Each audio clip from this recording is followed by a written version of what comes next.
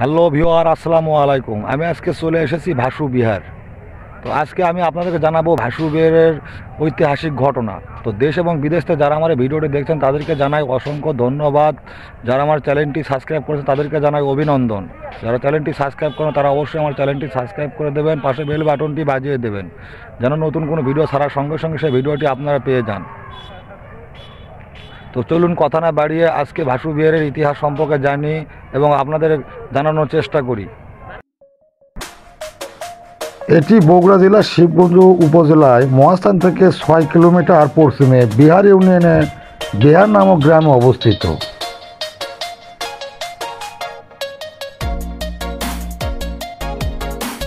ভাসু বিহার স্থানীয়ভাবে পরিচিত নরপতির ধাপ নামেই।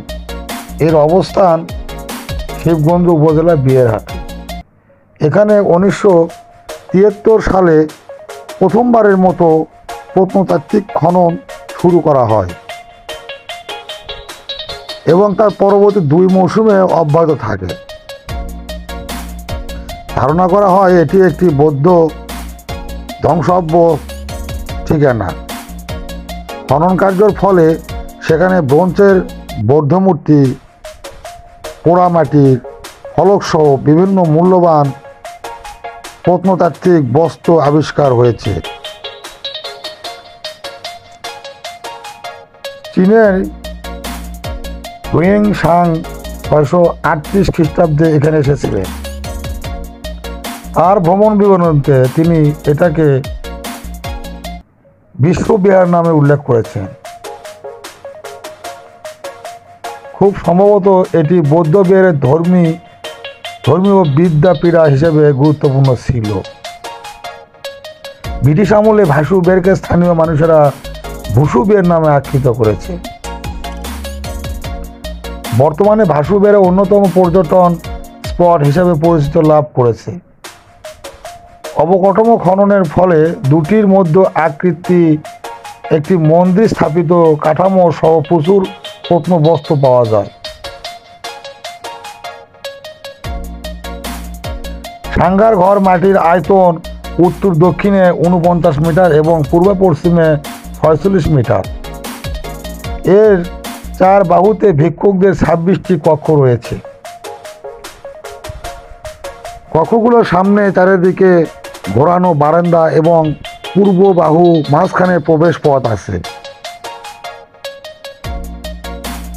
বড় সংহার মাটির ছোটটির মতো দেখতে, তবে এর আয়তন ও কক্ষ সংখ্যা বেশি। বড় আকারের এটি খোলা অংশকে ঘিরে এসব ছোট আকারের বৌদ্ধ ভিক্ষুকদের আবাস কক্ষ। দেখে মনে হয় খোলা বড় অংশটি ছিল মিলনায়তন। যে মন্দিরের কাঠামো পাওয়া গিয়েছে তার মাঝখানে বর্গাকার মণ্ডপ এবং চারপাশে ধাপে ধাপে উন্নীত প্রদক্ষিণ পথ আছে। এখানে প্রায় 800 প্রত্নবস্তু পাওয়া গিয়েছে।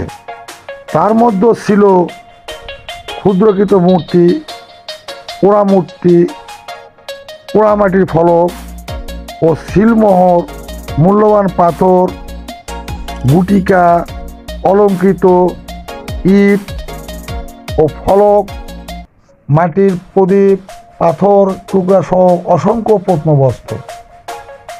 তো আমি আপনাদেরকে ভাসু বিহারের ইতিহাস সম্পর্কে জানালাম। যদি আমার এই ভিডিওটি আপনাদের ভালো লেগে থাকে তাহলে অবশ্যই একটি লাইক, একটি কমেন্ট, একটি শেয়ার করে দেবেন। আসলে চ্যানেলটি সাবস্ক্রাইব করে দেবেন। তো কথা দীর্ঘায়ু করব না, আমি আপনাদের মাঝ থেকে বিদায় নেব। আপনাদের সুস্বাস্থ্য ও দীর্ঘায়ু কামনা করে আমি আজকের মতো বিদায় নিচ্ছি। দেখা হবে আবার নতুন কোনো ভিডিওতে। সে সময় পর্যন্ত ভালো থাকবেন, সুস্থ থাকবেন। আসসালামু আলাইকুম।